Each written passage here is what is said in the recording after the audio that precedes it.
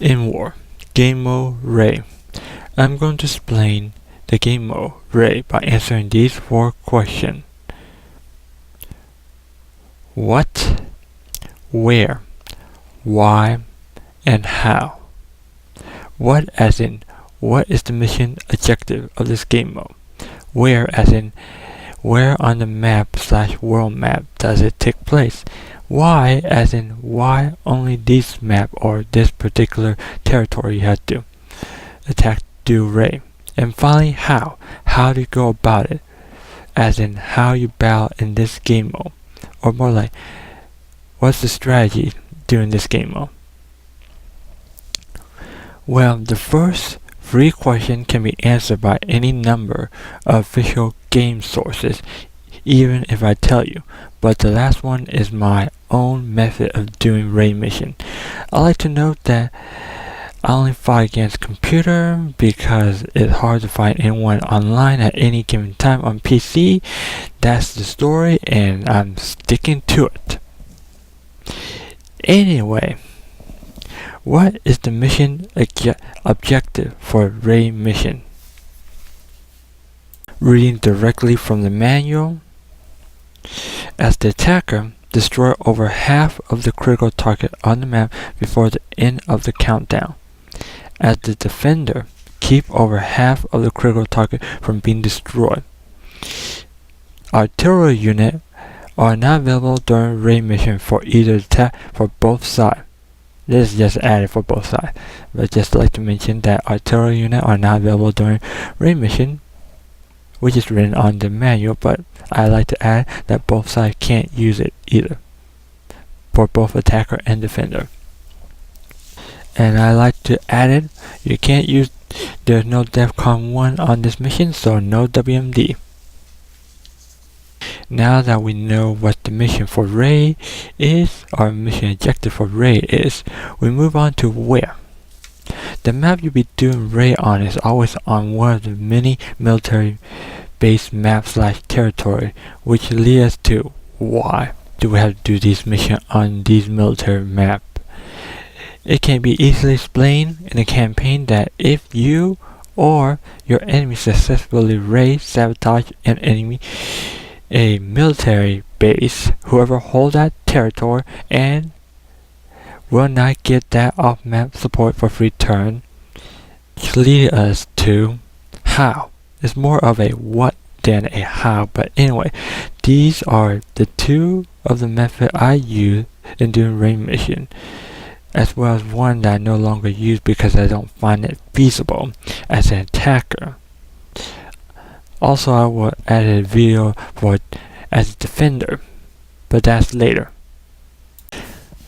First, I'm going to put the video up as the attacker, then I'm going to state that what are the strategy method I use during raid mission. My commentary may or may not go along with the video because some are short and some are very long, so they might not, stick along with the video, but anyway, the first method/strategy I'm going to show you is the one that I no longer use because I find it not feasible to use. I don't usually I don't usually put all my unit in task group, but only for this recording because so you can understand what I'm talking about. The first method or strategy is the one I no longer use, as I stated, requiring me to split my unit into regroup and attack 3 targets at once. I can win using this method/strategy, but I lose a lot of unit using this method. That's why I no longer use it anymore. And finally, the 2 method/strategy I use all the time when I feel like fighting on raid mission. Usually I ignore raid mission during the campaign. Note that I can use either method at any given time during the game depending on the map and or situation. Both strategy is the thought process of making this strategy is that divide and conquer. That's the main goal. That was the original thought process of using the first, the one I no longer use, but this one is the same thought process, but only a little bit better. The one strategy that I often use is split my unit into two groups and attack two targets at once, with each group having units that support each other's weaknesses, which is units that compensate for their lack of, weakness. Like, you got a chopper, which is strong against tank and etc., but weak against transport. And then you got a partner with a tank on the ground, which is strong against the transport and everything else, but weak against chopper. And then you got something like a transport that help support attacking the chopper, like that, compensate for that. And then the other strategy is to keep all my units together and just target one critical target at a time. Attack one target at a time.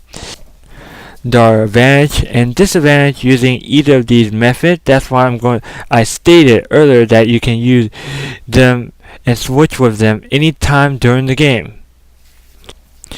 The advantage of splitting your unit, splitting a unit, is that it forces the opponent, which is computer, AI, etc., because I stated that I only fight against computer, to attack one of your group while the other have free reign on doing whatever they want on the other side.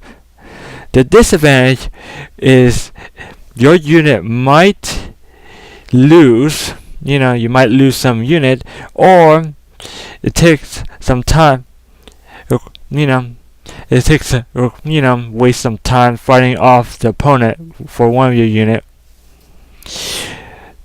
The advantage of sticking together is power in number. Basically, power in number. You know what it means to have power in number.